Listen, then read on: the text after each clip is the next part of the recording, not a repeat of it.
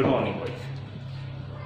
आपण लास्ट पिरियडमध्ये केमिस्ट्रीचा एक नेक्स्ट वन चॅप्टर आपण सुरू केलेला होता पहा, that is chemical thermodynamics and the energetics. So now the next one जो पार्ट आहे या चॅप्टरमध्ये तो आता आपल्याला कंटिन्यू करायचा आहे. सो मुलांनो, जो आपण लास्ट पॉईंट आपण अभ्यासलेला आहे, just firstly quick review of that part. Okay boys. So त्या पार्टचा आपण एक छोटासा क्विक रिव्ह्यू आपण पाहूया. मला सांगा, आपण अभ्यास करत काय? आपण अभ्यास करत chemical thermodynamics and the energetics. But firstly what about the thermodynamics? नेमकं थर्मोडायनामिक्स म्हणजे नेमकं आपण कशाला म्हणतो? What is thermodynamics? बघा, thermodynamics that is simply the study of the quantitative relationship between the heat energy and the another forms of energy. Okay, that is the thermodynamics. Then what about the chemical thermodynamics? मग नेमकं आपल्या chemical thermodynamics कशाला म्हणता येईल? पण जसं आपण सांगतो की thermodynamics it means the quantitative relationship between the heat energy and the another forms of energy. समज केमिकल थर्मोडायनामिक्स मध्ये सुद्धा आपल्याला याच हीट एनर्जीच्या ट्रान्सफॉर्मेशनचा अभ्यास करायचा आहे. But just that heat transformation during the chemical process, during the chemical reaction. Okay, it means we can say that chemical thermodynamics is the branch of thermodynamics that deals with the study of the heat transformation during the chemical process or the chemical reaction. म्हणजे रासायनिक अभिक्रिया घडून येत असताना जी energy transfer केली जाते, जी energy transfer म्हणजे थोडक्यामध्ये एक्सचेंज केली जाते ना, त्याचा अभ्यास आपण या केमिकल थर्मोडायनामिक्स मध्ये करत असतो. Okay, good. नाउ त्याच्यानंतर आपण जो पार्ट पाहिला पहा, that is simply the limitations of thermodynamics. म्हणजे थर्मोडायनामिक्सच्या काही मर्यादा आपण अभ्यासलेल्या आहेत. पण या लिमिटेशन्स मध्ये firstly just only the macroscopic substances undergoes the thermodynamic studies and not the microscopic substances. म्हणजे थोडक्यात फक्त आणि फक्त मॅक्रोस्कोपिक सबस्टन्सेस वरतीच थर्मोडायनामिक्सचा अभ्यास केला जाऊ शकतो. मायक्रो म्हणजे सूक्ष्म, just like atoms or the molecules, यांच्यावरती थर्मोडायनामिक्सचा अभ्यास केला जाऊ शकत नाही. Okay, good. Another one limitation पण लक्षात घ्या, जर मायक्रोस्कोपिक सबस्टन्सेस वरती जर थर्मोडायनामिक्सचा अभ्यासच केला जाऊ शकत नसेल, तर आपण ॲटम्स किंवा मॉलिक्युल्सचे इंटरनल स्ट्रक्चर सांगू शकतो का यामध्ये? No. Correct. It means, boys, thermodynamics does not tell about the internal structure of atoms and the molecules. Okay, as well as the time factor. It means the thermodynamics does not tell about the time required, about the time factor.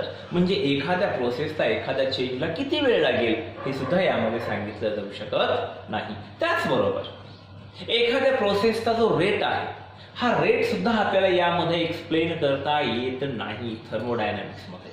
मग thermodynamics मध्ये नेमकं कशाचा अभ्यास केला जातो? Thermodynamics मध्ये आपल्याला mechanism सुद्धा सांगता येत नाही. मेकॅनिझम म्हणजे step by step description. Thermodynamics consist only the initial and the final state of system. Thermodynamics मध्ये फक्त आणि फक्त इनिशियल आणि फायनल स्टेट ऑफ सिस्टीम्सच विचारात घेतल्या जाऊ शकतात. ओके, म्हणजे सिस्टीम इनिशियल स्टेट मध्ये, इनिशियल कंडिशन मध्ये काय होती आणि after some time final state मध्ये ही सिस्टीम कशी आहे, फक्त याचाच अभ्यास या थर्मोडायनामिक्स मध्ये केला जाऊ शकतो. Okay, what is now the next one part in this, and that is the thermodynamic terms and the concept. आता या थर्मोडायनामिक टर्म्स अँड कन्सेप्ट्स मध्ये आपल्याला बेसिकली 3 टर्म्स आपण या ठिकाणी पाहणार आहोत. That are the system, surrounding and the boundary. So firstly what about the system? मला सिस्टीमचा अभ्यास करत असताना एक गोष्ट लक्षात घ्यायची. सिस्टीम म्हटल्याच्या नंतर या युनिवर्समधील या सृष्टीमधील असा पार्ट की ज्याच्यावरती थर्मोडायनॅमिक्सचा अभ्यास केला जाऊ शकतो. It means the part of universe which undergoes the thermodynamic studies. असा पार्ट की ज्याच्यावरती थर्मोडायनामिक्सचा अभ्यास केला जातो, that is the system. Okay, तसं आपण आपण क्रिकेटचं उदाहरण जर घेतलं, आपण क्रिकेट खेळत असताना जी ग्राउंड आहे ना बाळांनो, ग्राउंड ज्याच्यावरती ते 2 प्लेयर्स बॅट्समन खेळत आहेत, बाकी 11 फिल्डर्स आहेत, अंपायर्स आहेत. ओके, हे जे ग्राउंड आहे दॅट इज द सिस्टीम, कारण तेवढ्या ग्राउंडवरती अभ्यास चालू आहे. करेक्ट.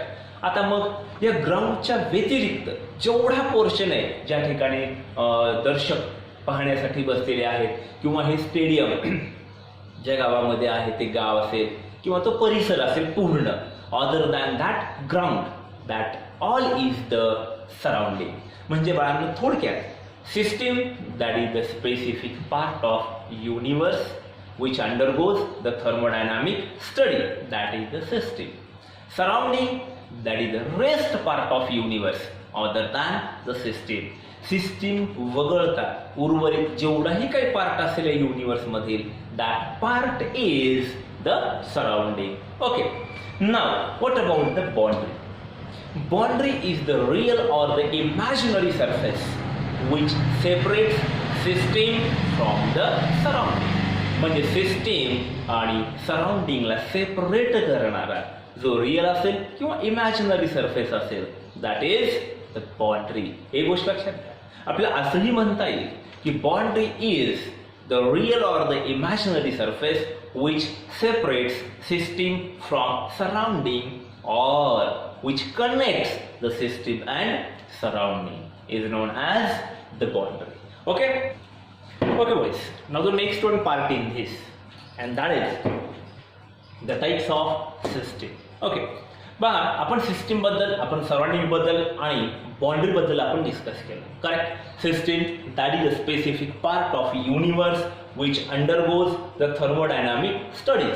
म्हणजे या युनिवर्स मधील, या सृष्टीमधील असा पार्ट की ज्याच्यावरती थर्मोडायनामिक्सचा अभ्यास केला जाऊ शकतो, that is the system.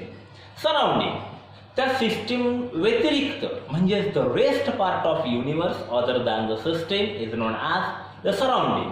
Right. Boundary, that is the real or the imaginary surface which separates system from surrounding. Correct. Good. Now the next one part, and that is the types of system. Correct. So what is now the types of a system? मुळात सिस्टीमचे प्रकार आपण वेगवेगळ्या 2 बेसिसवरती आपण सांगू शकतो.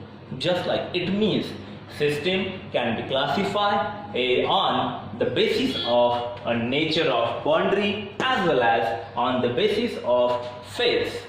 Okay, so firstly the classification or the types of system on the basis of nature of boundary. Correct. या बाउंड्रीच्या नेचरवरती आपण जी सिस्टीम आपण सांगणार आहोत. Suppose there are the 3 types of systems on the basis of nature of boundary. In that, the first is the open system, another one is the closed system, and the third one is the isolated system. So firstly, what about the open system? Open system, it means and system which can exchange energy as well as the matter with the surrounding is known as, it's called as the open system. म्हणजे boys open system म्हणजे अशा प्रकारची system की ज्या system मध्ये energy म्हणजे थोडक्यामध्ये heat as well as the matter both can, heat म्हणजे एनर्जी आणि त्याचबरोबर मॅटर हे दोन्हीही ज्या सिस्टीम मध्ये सराउंडिंग सोबत एक्सचेंज केले जातात, that is the open system. Okay, नाव मग ओपन सिस्टीम साठी आपण एक छानसे एक्झाम्पल बघूयात. सो फर्स्टली एक काम करा, कन्सिडर अ बीकर. एक काम करू, आपण सिंपल एक्झाम्पल घेऊया. ते आपल्याला दररोज आपण आपल्या घरामध्ये जे पाहतो ते एक्झाम्पल आपण घेऊ. दॅट इज द टी, म्हणजे आपला थोडक्यात चहा. चहाचं आपण छानसं उदाहरण घेऊ. एक काम करू, आपण एक ग्लास घेऊ आपण स्टीलचा, किंवा स्टीलचा आपण कप घेऊयात. आता या स्टीलच्या कपामध्ये आपण गरम चहा आपण त्यामध्ये ओतूयात. ओके, एक थोडंसं छोटंसं ऑब्झर्वेशन पहा बरं काय असेल ते. आपण जर त्या कपाला जर स्पर्श केला बाहेरनं तर तो कप आपल्याला थंड जाणवेल की गरम? तुमचा काय ऑब्झर्वेशन आहे? थंड नाही, गरम. करेक्ट. ओके, म्हणजे बाळांनो हा जो कप आहे हा कप आपण बाहेरनं जर त्याला स्पर्श केला तर हा कसा असेल? गरम असेल. बरं, चहा तर आतमध्ये, मग हा कप बाहेरनं का गरम होतोय? कारण या ठिकाणी हे कपाचा जो लेअर आहे ना, म्हणजे थोडक्यात that is the boundary. He boundary कशाला परमिशन देते? त्या हीटला बाहेर येण्यासाठी परमिशन देते, त्या हीटला सराउंडिंग सोबत एक्सचेंज होण्यासाठी परमिशन देते. करेक्ट. ओके, दुसरी गोष्ट व्यवस्थित पहा त्या चहाकडे. आणखी काय जाणवेल तुम्हाला? आपण जर व्यवस्थित पाहिलं तर एक गोष्ट निश्चित आपल्या लक्षात येईल की जी वाफ आहे ज्याला आपण व्हेपर्स म्हणू, that vapours also get exchange with surrounding. हे व्हेपर सुद्धा बाहेर पडतात. Correct. So boys, in an open system, energy, that is the heat, as well as the matter, that are the vapors, both can exchange with surrounding. Correct? Okay? Best. So boys, ही open system जी आहे ना, या open सिस्टीमचे एक छानसे example म्हणजेच animal bodies, म्हणजे थोडक्यात animals, plants. These are the example of the open system. So मग आता आपण काय करूयात, थोडंसं समोर पाहू. आपण छोटंसं एक्झाम्पल घेऊ, ॲज अ रिॲक्शन आपण लक्षात घेऊ. सपोज आपण काय केलं, झिंक घेतला आपण आणि या झिंकला आपण HCl सोबत रिॲक्ट करतो. Boys, when the zinc get react with the HCl, it gives zinc chloride with the evolution of H2 gas and the heat. Okay, म्हणजे बाळांनो या रिॲक्शन मध्ये या ठिकाणी ज्या बीकर मध्ये आपण हे दोन रिॲक्टन्स घेतलेले आहेत, झिंक आणि HCl, त्यांच्यामध्ये रिॲक्शन चालू आहे. So this is the system. हे काय आहे? सिस्टीम. आणि मग यांची रिॲक्शन चालू झाल्याच्या नंतर या ठिकाणी एक स्पेसिफिक प्रॉडक्ट फॉर्म होतोय, पण त्याचबरोबर काही प्रमाणामध्ये जे ही मॅटर आहे, that the H2 gas as well as the heat, both can exchange with surrounding. So this system is the open system. आता थोडासा विचार करा, या ओपन सिस्टीम मध्ये हीट एक्सचेंज होते, बरोबर? याचा अर्थ याच्यामधील हीट कॉन्स्टंट असेल का? मग अरे जर कॉन्स्टंट म्हटलं तर ती एक्सचेंज होईल का? नाही. जर ती एक्सचेंज होत असेल तर कॉन्स्टंट असेल का? नाही. Correct. It means we can say that in open system the total amount of heat or the energy does not remains constant. Open system मध्ये हीट कॉन्स्टंट राहत नाही. Okay, good. Now second one, closed system. मग आता नेमकं closed system कशाला म्हणायचं? अरे तोच जो तुम्ही घेतलाय ना चहा स्टीलच्या कपामध्ये, एक काम करा फक्त, आता त्या कपावरती एक झाकण ठेवून द्या. झाकलं आपण त्या कपाला आता छानपैकी. ओके, आता एक काम करा, काय दिसतं तुम्हाला? पहा बरं, वाफा बाहेर जाताना दिसत आहेत का? व्हेपर्स इव्हॉल्व्ह होत आहेत का? होता नाही ना? त्या ठिकाणी व्हेपर्स म्हणजे वाफा बाहेर जात नाहीयेत. बाळांनो याचा अर्थ in that process matter can not be exchange. आता काय करा, त्या कपाला तुम्ही तर झाकून ठेवलेला आहेच, आता त्या कपाला बाहेरनं स्पर्श करा. केला, कसा जाणवेल तुम्हाला तो? गरम. अगदी बरोबर. मला सांगा, जर तुम्ही झाकून ठेवल्याच्या नंतर वाफा बाहेर जात नाहीयेत, परंतु कप मात्र गरम व्हायचा राहतोय का? नाही. म्हणजे कप गरम होतोयच. करेक्ट. याचा अर्थ in that system only the energy, only the heat can exchange and not the matter with surrounding. म्हणजे बाळांनो या सिस्टीममध्ये फक्त आणि फक्त एनर्जी, हीट एवढीच सराउंडिंग सोबत एक्सचेंज होते, मॅटर एक्सचेंज होत नाही. That is the closed system. Okay, closed सिस्टीमसाठी आपण जर समजा आपण केमिकली उदाहरण जर पाहिलं तर सेम एक्झाम्पल, हेच एक्झाम्पल आपण मांडू शकतो. आता तुम्ही म्हणाल सर मग या एक्झाम्पलमध्ये तर H2 ही इव्हॉल्व्ह होतोय आणि हीट ही इव्हॉल्व्ह होते, बरोबर?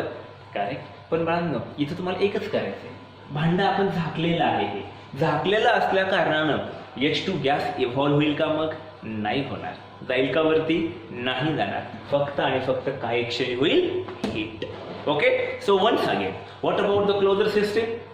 and system in which only the heat or the energy can exchange and not the matter with the surrounding is known as the closed system.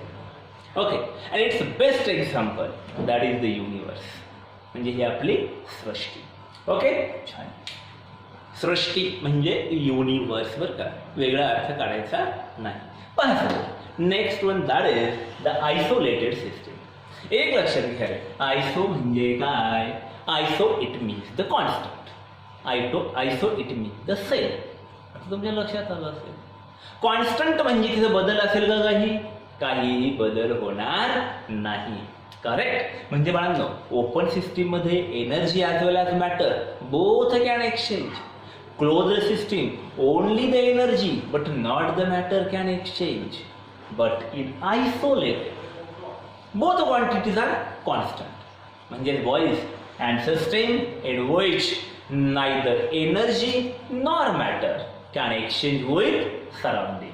म्हणजे अशी सिस्टीम की ज्या सिस्टीम मध्ये energy किंवा मॅटर काहीही exchange होणार नाहीये.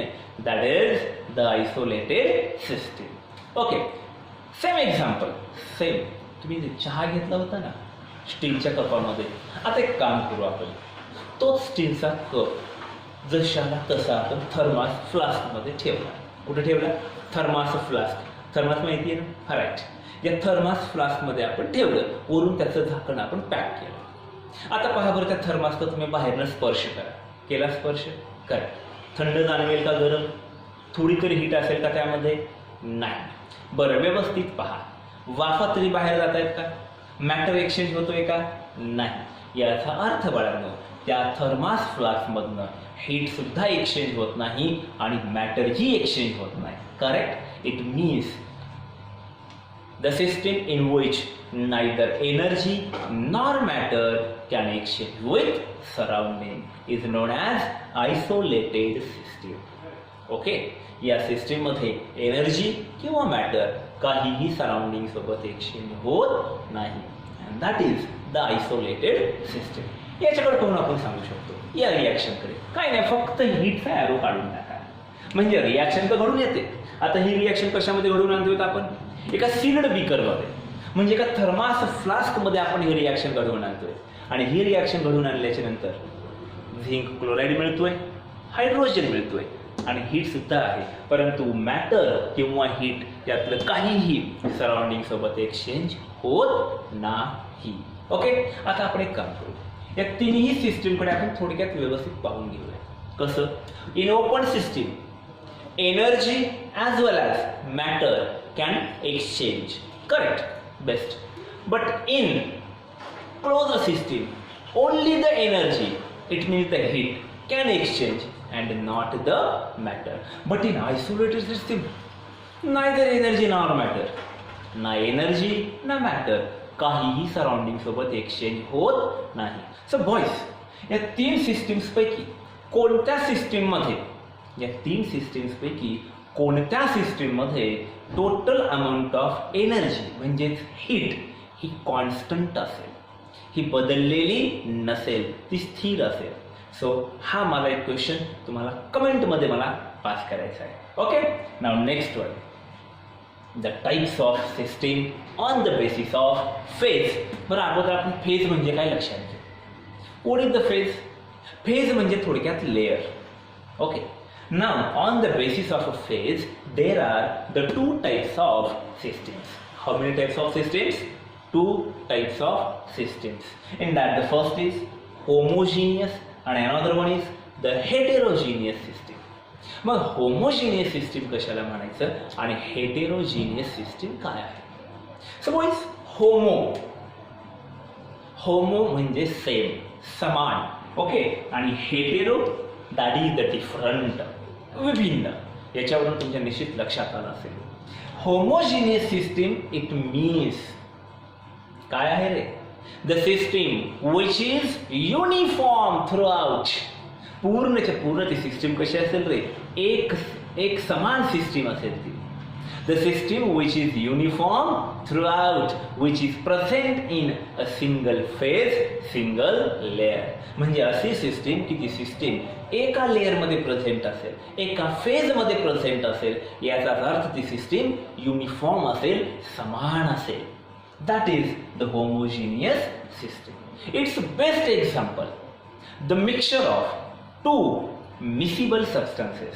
मिसिबल म्हणजे विद्राव्य, एक रूप होणारे. जसं पाण्यामध्ये जर समजा आपण दूध टाकलं तर तुम्हाला किती लेयर्स दिसतील? एक का दोन? पाण्याचा वेगळा दिसतो? नाही, एकच दिसतं. That is the homogeneous system. Another one example, काही जणांना पाण्यामध्ये दूध टाकलेलं आवडत नाही. समजा पाण्यामध्ये अल्कोहोल टाकलं तर आता लक्षात घ्या, पाण्यात जर आपण अल्कोहोल टाकलं तर मला सांगा की तुम्हाला दोन लेयर्स दिसतील का? अल्कोहोलचं वेगळं आणि पाण्याचं वेगळं दिसतात? नाही नाही, correct. There is just a single layer is form. That is the homogeneous system. But hetero it means the different. It means, boys, the system in which there is more than one layer or the phase is present. अशी system की ज्या सिस्टीममध्ये एकापेक्षा जास्त layers, एकापेक्षा जास्त phases present असतील, that system is heterogeneous system. Okay, म्हणजे ती सिस्टीम युनिफॉर्म असेल? No, that system is not uniform. Correct? Okay boys. मग याचं example, just like oil in water. पाण्यामध्ये जर आपण तेल टाकलं तर आता मला सांगा, तेल पाण्यामध्ये डिझॉल्व्ह होईल का रे? नाही होणार. म्हणजे इथं दोन लेयर्स दिसतील. In that one layer is of oil आणि another layer is of the water. Correct. And that is the heterogeneous system. So boys, आतापर्यंत आपण जे पाहिलेलं आहे ते म्हणजे just simply the introduction of thermodynamics as well as its basic terms and the concepts in that the system, surrounding and the boundary, as well as the types of systems. In that, how many types? On the basis of nature of boundary, three types, that are open, closed and isolated. And on the basis of phases, two types of systems, that are homogeneous and the heterogeneous. Okay? Good. Now the rest part of the chapter हा आपण next व्हिडिओमध्ये continue करूयात. Okay.